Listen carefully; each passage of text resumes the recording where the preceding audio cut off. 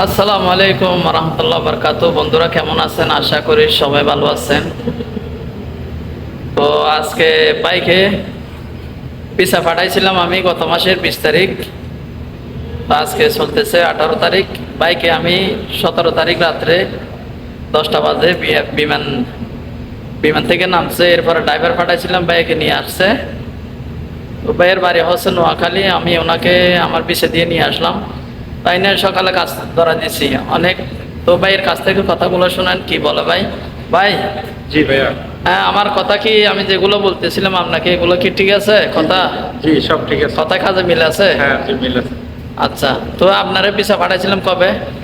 আমাকে ভিসা পাঠাইছেন আপনি গত মাসে 20 তারিখে। 20 তারিখে পাঠাইছিলেন। হ্যাঁ, তো আপনি বিমান উঠছেন কয় তারিখে?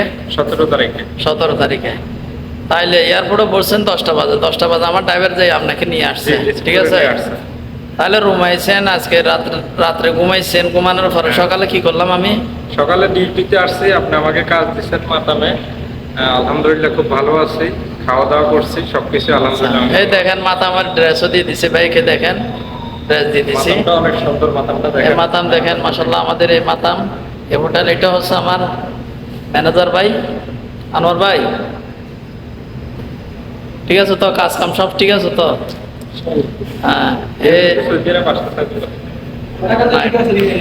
তো ইনশাল্লাহ দেখা যাবে। ভাই বলতেছে ভাই এখন তো সবকিছু আলহামদুলিল্লাহ ঠিক আছে, মাসের শেষে ইনশাল্লাহ ওনাকে স্যালারি কত দেব এটাও দেখাবো আপনাদেরকে ইনশাল্লাহ।